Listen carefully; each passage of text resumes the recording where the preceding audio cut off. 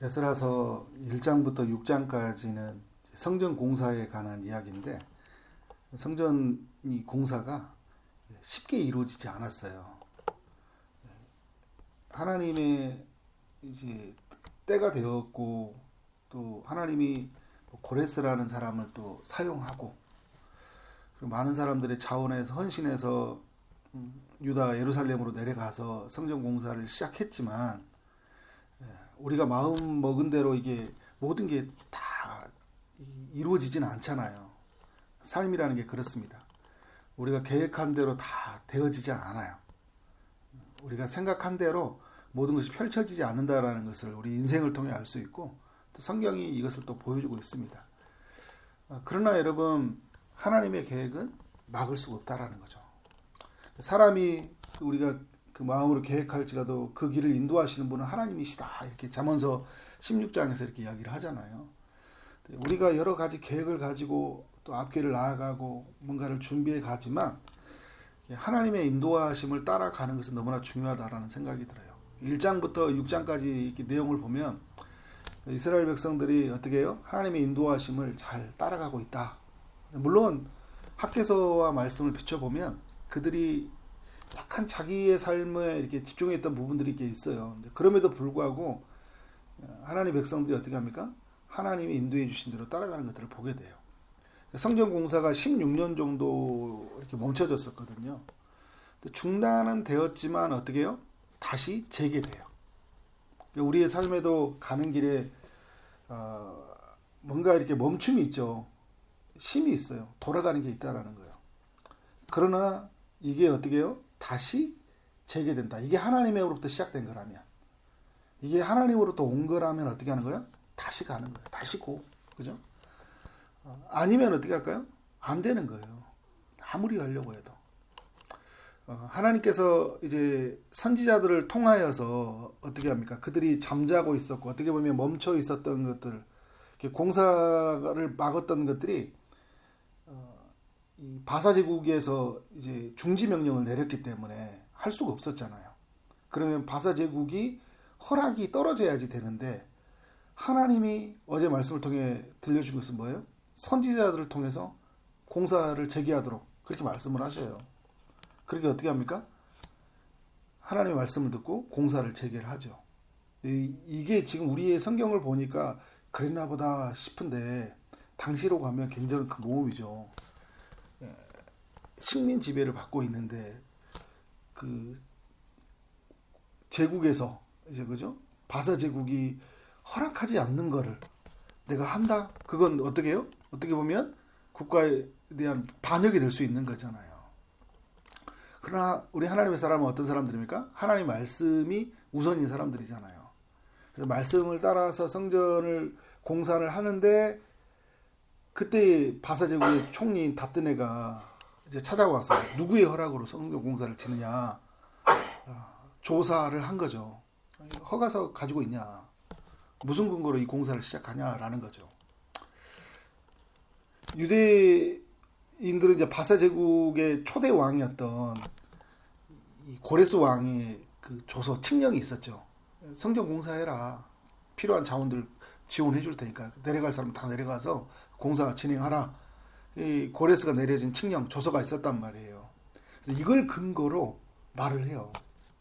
우리는 그 고레스가 내려진 칙령이 있지 않느냐. 당신들의 그 바사 제국을 세웠던 초대 왕 고레스가 우리에게 공사를 하라고 했기 때문에, 지금 궁금하면 바사 제국 궁전에 가가지고 한번 문서를 찾아보라 이야기한 거예요. 그래서 어떻게 합니까? 다뜨네가 이 유브라데 강 건너편의 총독이었죠. 바사 제국에서 파견한 이 총독이 이걸 사실 진위 여부를 확인하기 위해서 이제 조서를 구하잖아요. 그죠? 편지를 써요. 왕의 궁전에게. 이게 이제 5장인데, 오늘 6장의 내용은 어떤 내용으로 시작합니까? 다리오 왕이 그 편지를 받고 이제 어떻게 합니까? 그 조서를 찾는 이야기를 우리에게 들려주고 있어요. 보물 정각에 조사하게 하여. 2절에 보니까 은혜가 되는 게 뭐예요? 메데도 악메다 궁성에서 한 두루마리를 찾았으니 거기에 기록되어 있다. 이게 찾아진 게 은혜예요. 그죠?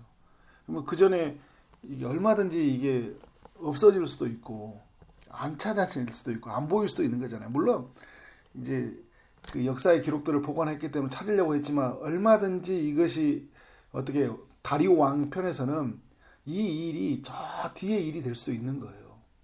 만약에 그때 세계 열방사에서 막 전쟁이 일어나고 그러면 이런 일이 이렇게 제일 앞에 들어오겠어요? 들어오지 못하잖아요. 근데 고레스가 이제 왕 원년의 3절에 보니까 조서를 내려 이르기를 그 내용이 적혀져 있잖아요.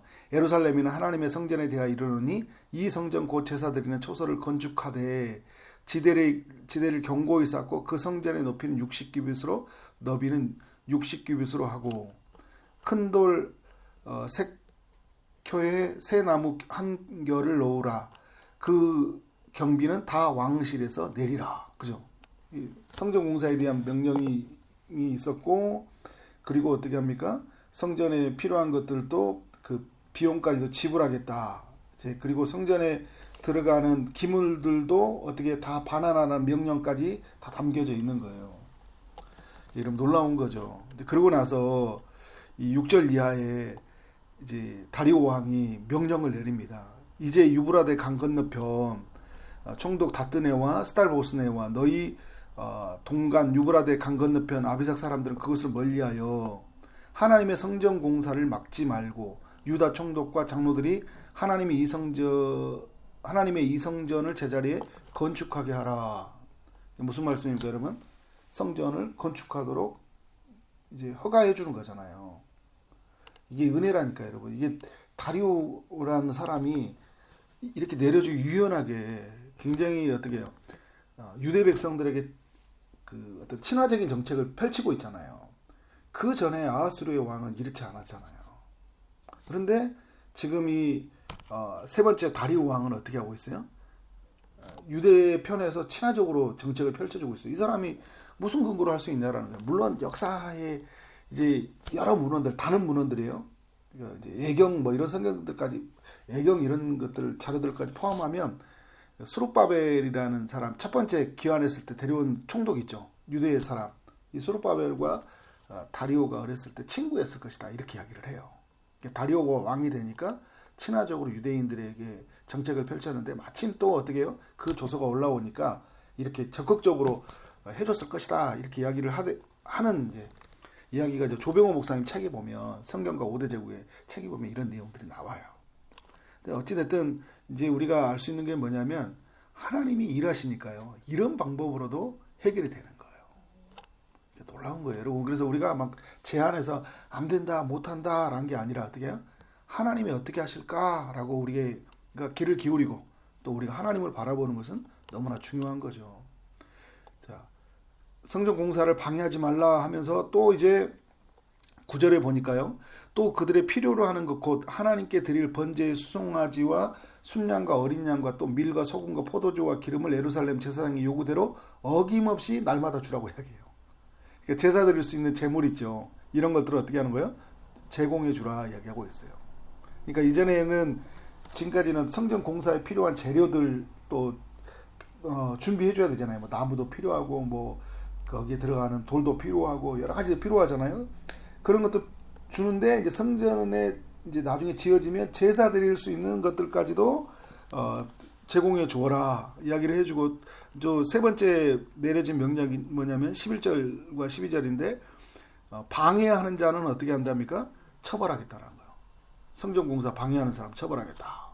그러니까 성전 공사 방해하지 말라, 우리 왕의 재정에서 지원해 주겠다, 방해하는 자 처벌하겠다.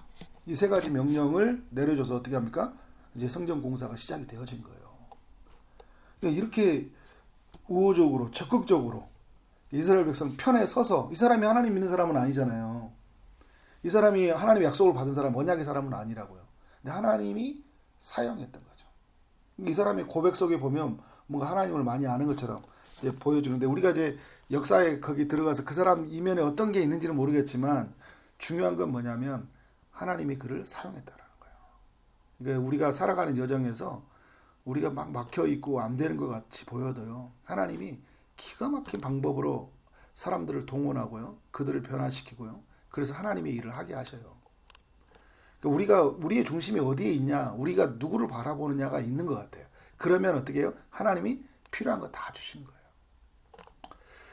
자, 그래서 여러분, 성전 공사가 시작이 되어지는데 이제 어떻게 시작이 되어질까요? 더욱 힘있게 시작이 되겠죠.